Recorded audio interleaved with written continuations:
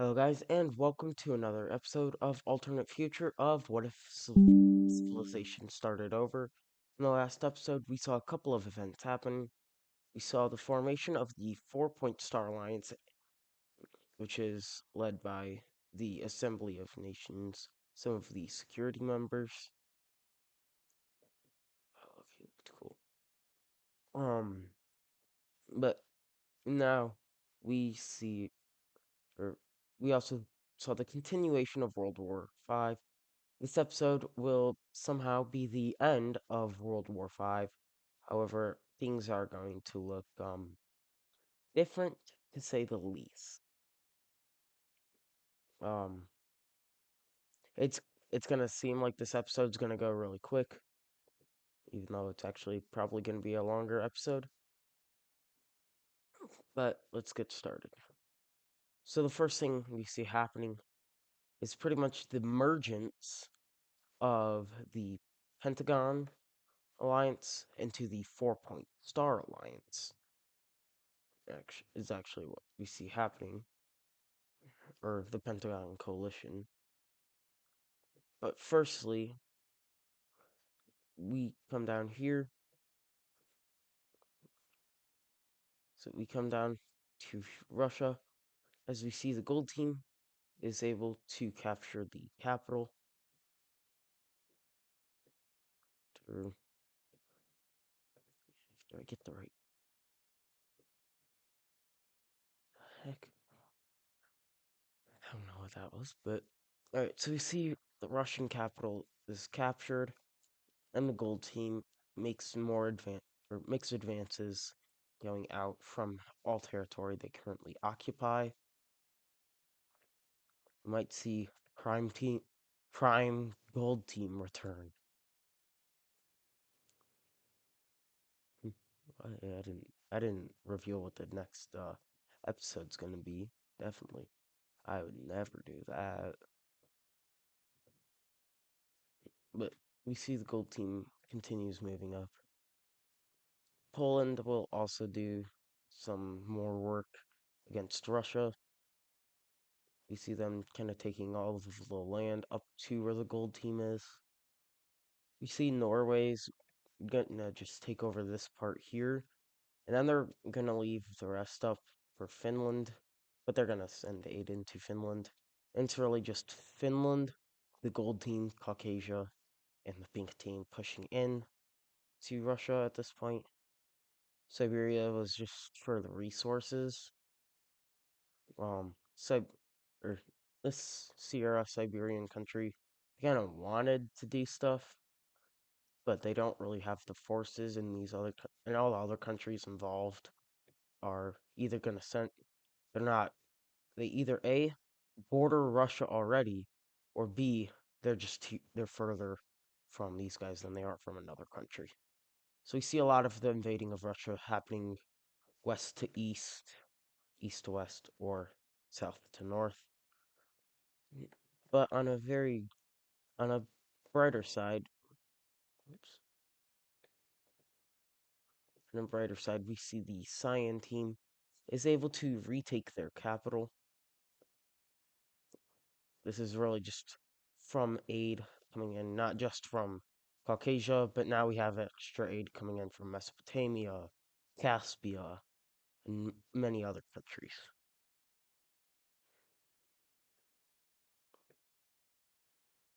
So we see the Cyan team is able to push up back to the Russian border. They push in a bit from here. They push in a bit from the border, but they don't really get very far. As we see, the main driving force in this region is Caucasia and Crimea. We see them eventually will capture another major city, and then reaching up to capture this one. And Caucasia pretty much is done with this area. I'm recording.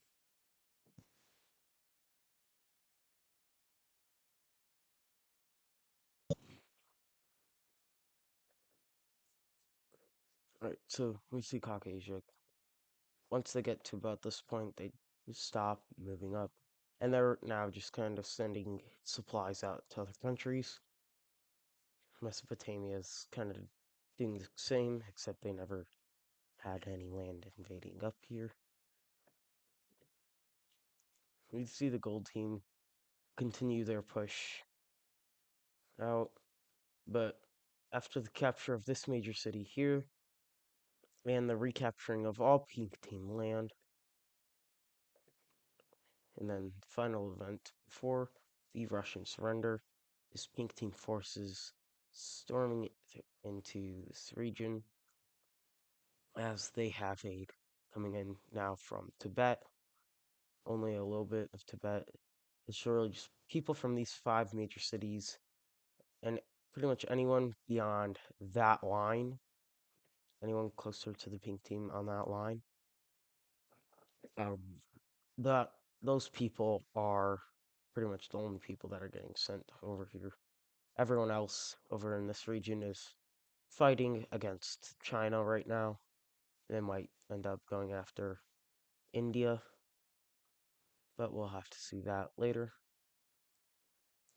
But we see this final major city is captured, and we see the surrender of Russia.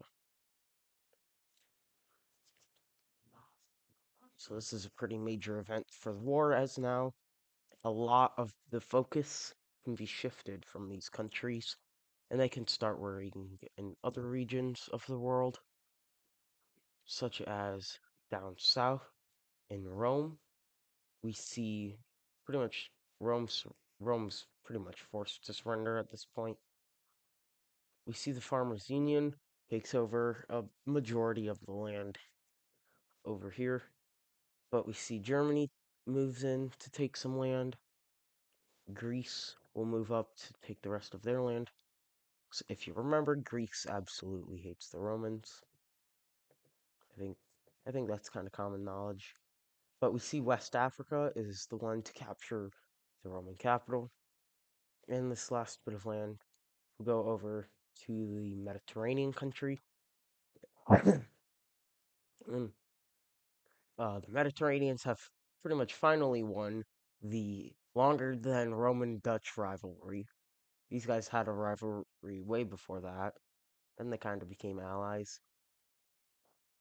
But we see the tides are kind of starting to turn in this region as we see decent amount of countries will leave the current alliance that they're in, actually only being the 3-point star alliance.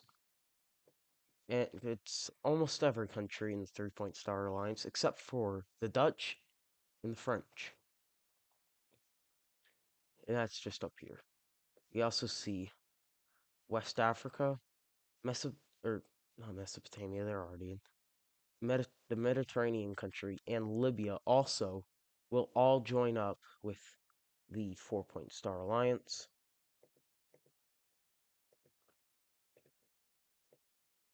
And these won't be the only countries either.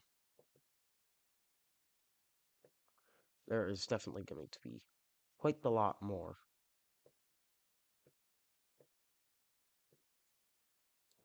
And actually, we see a few more countries in this region will also join with the 4-point star alliance. We see this blue country here and this orange team. We also see Haiti joins. I don't know if that's for Crete or if it's for Greece, but Greece will join. Actually, I think that's for Greece. Either or. I forgot. It's been a while since I've recorded anything, really. Just gonna move. Wrong one. Just gonna move that just a bit. Alright. Some other countries we see joining this are the pink team. But we also come over and see Vietnam, the South Indian Union, and Persia will join. Persia, it took a lot of influencing over, but eventually Um, they're like, so we won't take any land from you if you join. So Persia will agree to that so they can stop fighting in this region. So we see Mesopotamia the and Caspia are both forced to withdraw all troops from this area. Somebody's a little upset about that, but with Vietnam, it's a similar thing with to South China. They're forced to take all troops out of South China, but they have a trick up their sleeve. Because now they can get land. I just deleted the alliance layer. Right, so we see they're forced to get rid of their South Chinese land. Alright, now we come over here to America as we see a very big switch up happening. Two countries over here will switch sides to join the 4 Point Star Alliance. That's California, if I could be on the right layer for once while recording. And it's Alaska. It's clear that something's going on with influencing over countries because a lot of countries have joined this, and I don't know. If you ask me, it seems like a bit too many are joining, but it is what it is. So we see Alaska withdraws its troops up here.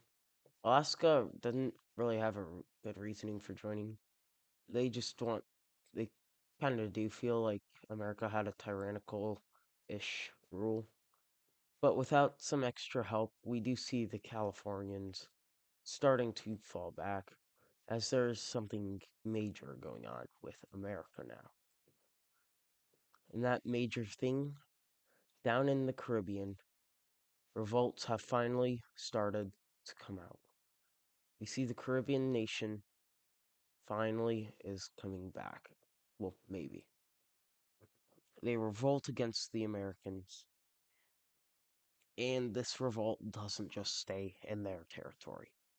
It moves up into Florida, and we see around half of the Floridian Peninsula is quote unquote captured by the Caribbean nation. But not just down south.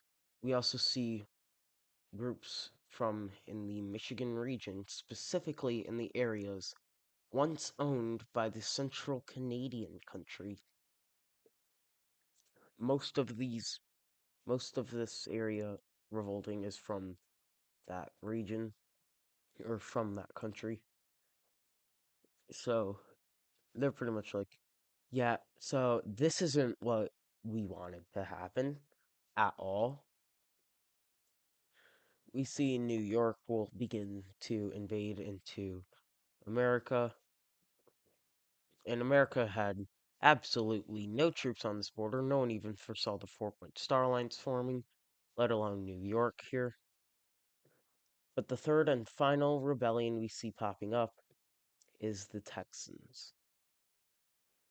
And they don't just stay in their own territory. They go a bit into Mexico, bit into West Mexico, bit into California. They're kind of all over right in this region.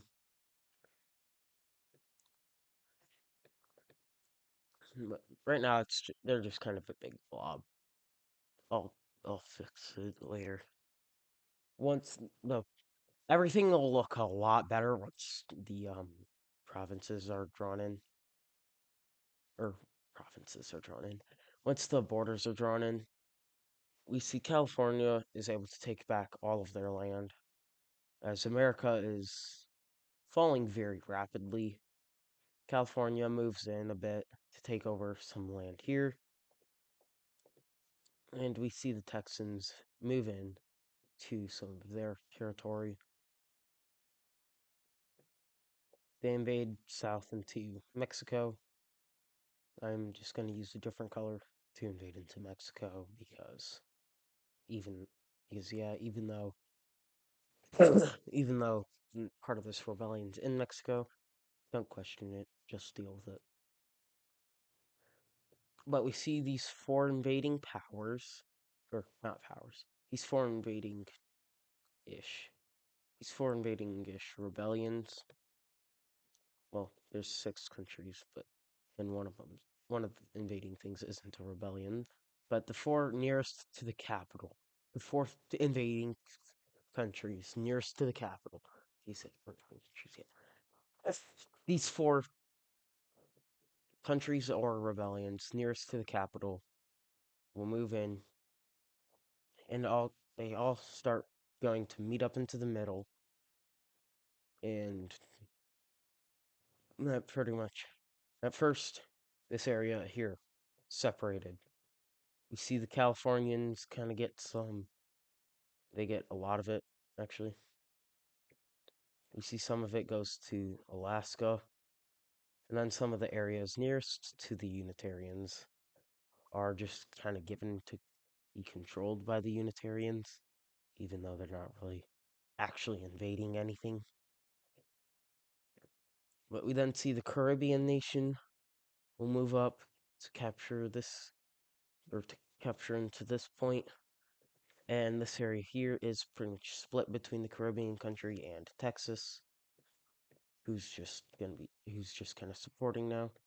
And lastly, we see New York come and cut off this area here. They move in, take over a decent part of it, and then move south. And it's pretty much last capitals, or the last city left after the capture of this one is the capital city. And we see these two countries here are pushing in to capture it. And I believe for the second time in forever, or for the second time in history, New York has captured the capital of America. But now we move a bit south. As with the tide turned up here, we see it moving down south. And at first, we see the Caribbean nation rise up down south too. They take over. It's just some of the small islands Brazil kind of owns off their coast. And then we see another rebellion will pop up here as well. It starts off the Colombians. They're all of these rebellions are probably getting aid from the AN and the 4-Point Star Alliance, just so you know. But I mean, even China's definitely funding that. China definitely funded this one up here, but seeing those rebellions are going on up north, countries down or ex countries down here are pretty much saying if they can do it, we can do it. So we see the pink team also rebels away from here. They also will move in to the green team very quickly, and this green team was pretty much their territory anyway. So say bye-bye to them if you liked them. But fearing rebellions inside of their own territory, we see both the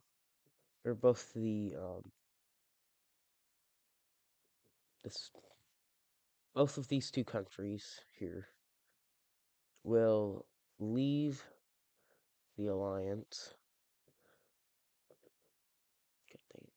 They will leave the 3-Point Star Alliance. I don't know why I can just do that, but I don't know why I have that circled. Okay. So they leave the 3-Point Star Alliance, and we'll join up with the 4-Point Star Alliance now. And Brazil's like, what the fuck? I'm gonna cut that out. Alright. So we see Brazil falling apart. We all knew this was going to happen to them, especially me. I'm the one planning this. But we see other smaller rebellions popping up in different areas. But the big one we see popping up is a magenta rebellion up in the north, and it kind of just follows the coast at first, and then we really see that this is a much larger scale rebellion, as it consists of about about a third of the country. We then see the Brazilians lose access to the Pacific as the pink team has taken over this region, and the Colombian Venezuelan nation here also loses some of their own access, or also moves in. They don't lose any access to anything that they already have access to. We see the green team down here also moves up, taking over stuff. And we see the yellow team will begin invading into Brazil, as they're like, you know what, let's turn this to war into our favor. And then they kind of find out, like, oh, most countries probably won't get land in this if they were involved. Only, like, certain countries. Like, you might not get any land out of this. But, Brazil's pretty much toast. And then this city goes boom. And turns out America had vessels coming from over here and going down to Brazil.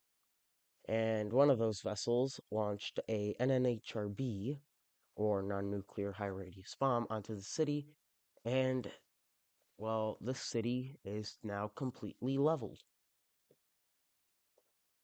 Obviously, they did kind of know about the rebellions going on, but they didn't really. They just knew, like, oh yeah, there's rebellions on the Pacific coast. They didn't know some of these other rebellions started up, or they didn't know that some of these started up until very recently. We see the yellow team comes in, captures over this major city, and there's, I think, there's just two major cities left in Brazil, and we see both of them get captured by the magenta country. But in reality, they actually captured quite a lot more. So now we see the Americas have lost almost all the fighting. It's just Mexico is left fighting, and like they're pushed out of California, and then that's really all that happens to them. They're able to kind of hold their own with Texas. They don't have any of their own rebellions popping up, but we see aid is sent down into the Central American country, and they're able, across all of this, everything else happening, they were able to capture about all of that. But now the no rebellion in the street or in Mexico thing ends, as we see the Orange Yucatan country is making a comeback, but not just them. I should, all right,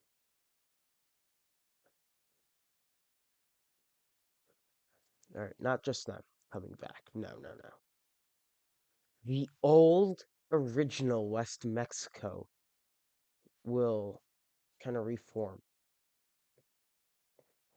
I guess California really liked these guys or something because, well, they're back ish.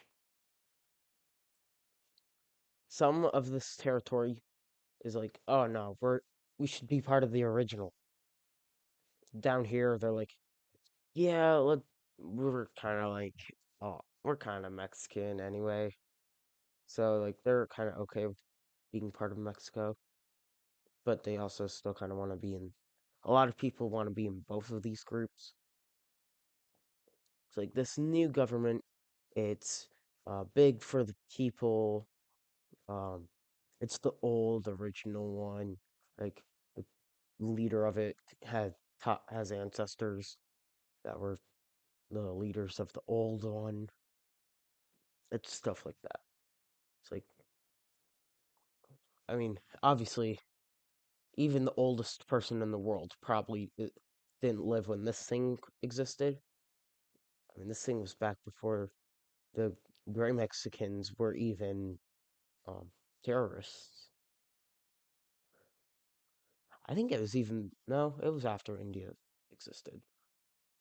But all right, well, that's enough over there. With a whole ton of aid to spare in this region, we see a lot of the 4 Point Star Alliance sends it straight down to South Africa. A lot of it came from North America ended their part of the war, and all of this is kind of happening at once, except for right here. This kind of happens after everything, including what I'm about to show you. Firstly, Caspia has just won this small war that they were already kind of participating in. They just annexed this country now. And everybody is looking at these guys like, we don't trust you, but we kind of have to, but we don't trust you. We don't trust you still. But now there's really just three main focuses on the world for the world, which are India, China, and Red Australia. Obviously, they have other countries to worry about, like Siberia and something in this region. They don't really worry about these guys. Oh, and they have to worry about the Dutch still, but um, these guys here were kind of conflicted for a while. They wanted to join. They wanted to join the 4 Point Star, but feared they'd lose aid from the 3 Point Star Alliance. But now that America's gone, they really see no point in that, so they leave. And now, speaking of the Dutch, things are not going to go well for you guys, just so you know. Any Dutch fans out there, I'm sorry, especially Maxime. I'm sorry.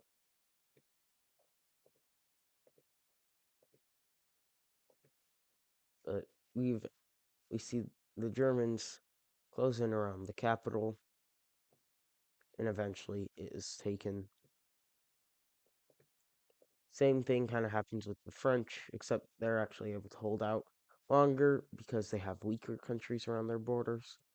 Still decently strong countries. Like I would put Galicia in the top 20, maybe top 30.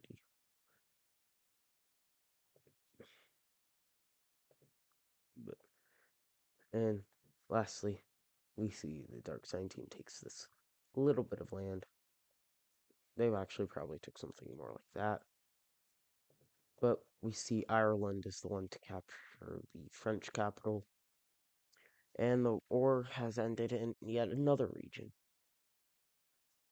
So now all eyes really are focused in the eastern half of the world, and then Mexico. The, the first fighting in this area between countries and 4 Point Star Alliance and the triangles or the 3 Point Star Alliance actually happens over here as blue. God dang it. The blue Japanese country will switch sides as they don't have any land gains. We also see Golden Amur and Korea switching sides, and also see from Siberia. So now that's three countries that everyone was kind of like, oh, we might need to take out these guys before we get to the rest of before we get to China. But nope, Manchuria doesn't. They're they're not going to join on this, and this is where the first actual action here happens. Since four of those countries switch sides,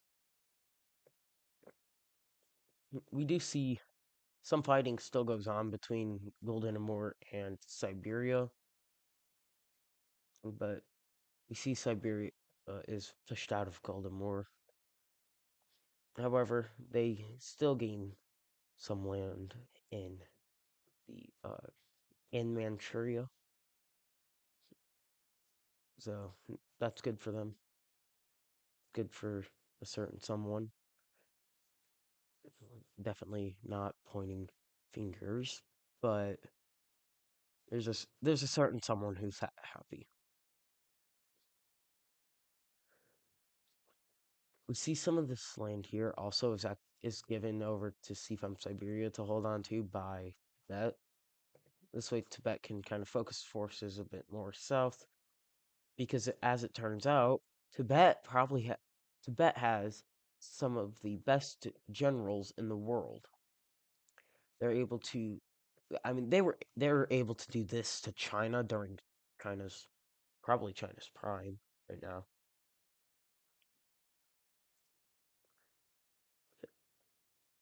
But what we do see is Indian generals happen to fail at the same time. China pushes in here, but they kind of fail to get past here. They don't really get into Indian territory. There, it's clear there are some small movements made in, but they don't get far at all. Who really gets far is South China, as we see them taking over all of this, of course, with the help of Vietnam, but China will take advantage of this to push out the Indians from this area of their territory. However, it does not go too well at all, as we then quickly see South Chinese forces moving up. Of course, there's aid from Vietnam, Indonesia, maybe even South Indian Union. But that's not all, as now we see India also being able to push back against China, and they get back to this region here. It's clear something's happening to China right now. And that little something is another rebellion. Who would have thought?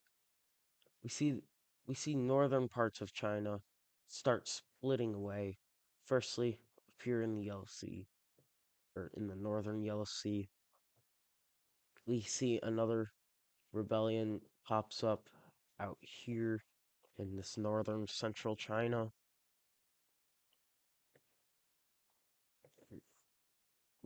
Those are only two rebellions that start off that pop up right now. We don't there there aren't really any others happening in China at this time, but there definitely will be others.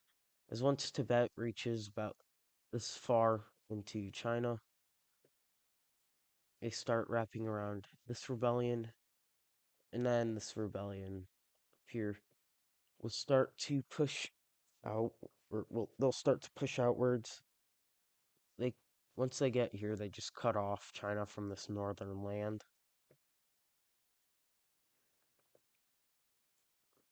So China has just suddenly lost a bunch.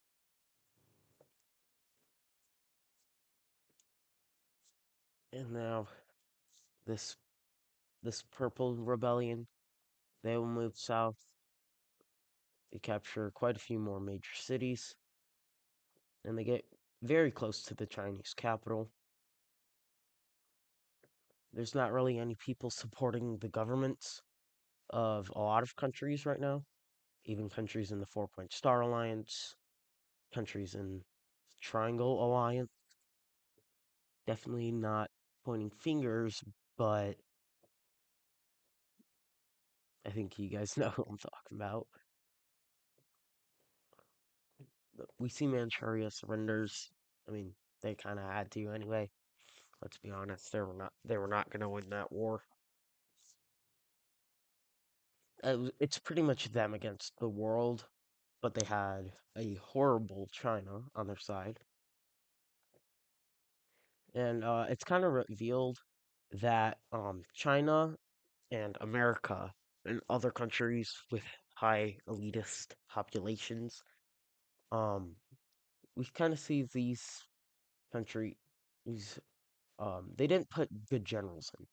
Their governments got bribed by the elitists, put in maybe some of the elitists like friends or something. I don't know. You guys can make it up. But elite, it's people who don't know how to lead a group are put in charge and they fail horribly. And we see the final yet strongest rebellion pops up in actually they're more of a lighter green color. They pop up right here and they only take about this much, but it's enough to make China surrender. They really only want to surrender over to Tibet, even though Tibet's not even a worthy opponent themselves in their mind. But maybe next time, don't don't be bribed and have horrible generals put in. But now everyone's got their eye on two countries, and Australia.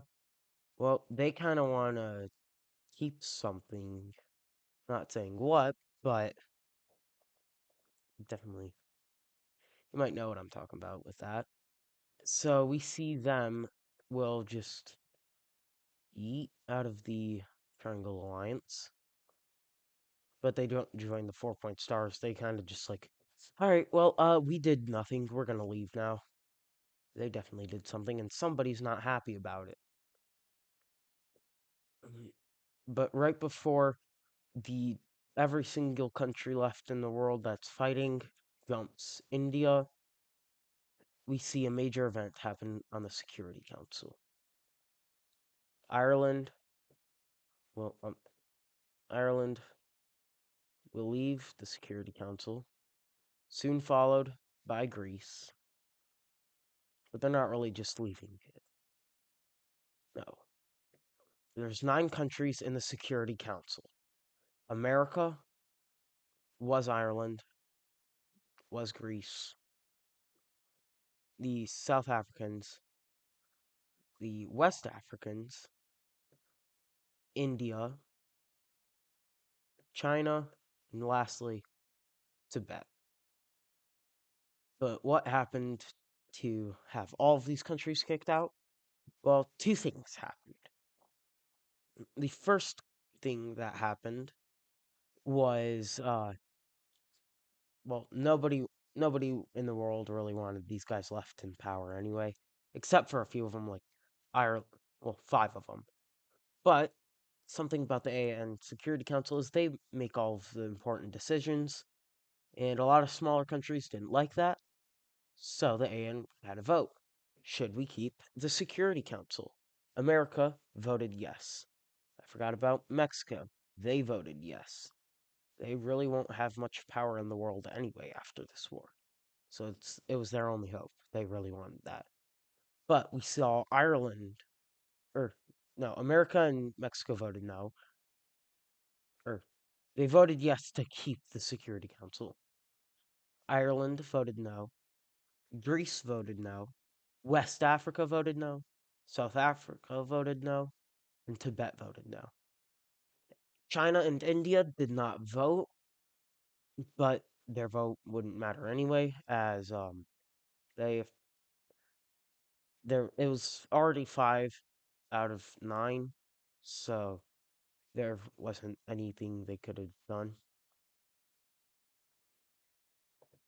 So I'm sure they both would have liked to keep it, but now we see the pretty much the finale event.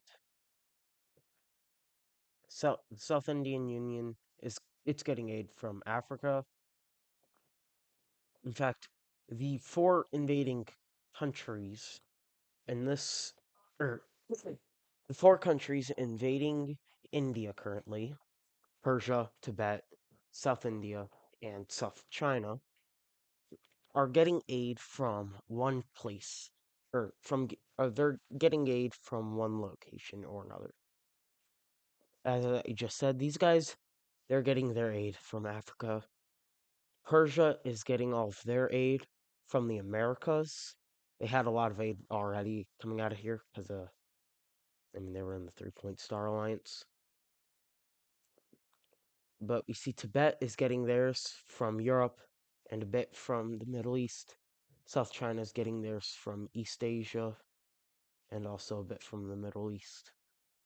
It would make more sense for Persia to get their aid from over here, but I they're getting their aid more from North America because of them already being aligned with North America previously, like I said. Alright, let's get back to this though. So we see the South Indian Union.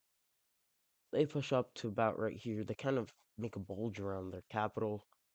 As of the invading countries, they're also the weakest. Persia will then make their entrance. But but before they're able to enter much further than this, we see a major event will happen. We see the Lime team will once again rebel away from India. If, if somehow you do not know, the Lime team, aka Persindia, was once the strongest country in the world, and India had rebelled away from them. In World War IV, the Persians attempted to rebel away from India. However, it ended horribly and they did not get their independence. They are here to get that, to get their independence once again. From their rebellion, they're able to swiftly move down the coast. They begin to encircle the capital as we see a lot of Indian forces are just here defending it.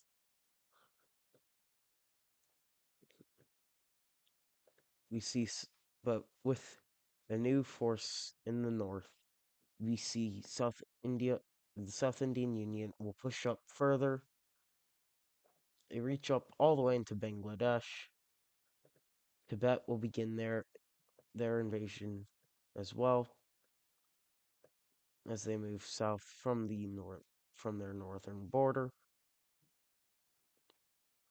They march in pretty far, and, and we then see South China will move in, taking over most of the central land before finally the Lime team captures the Indian capital and India will surrender. So that will do it for today's episode of alternate future of what if civilization started over. If you enjoyed, make sure to like and subscribe, and I'll see you in the next one.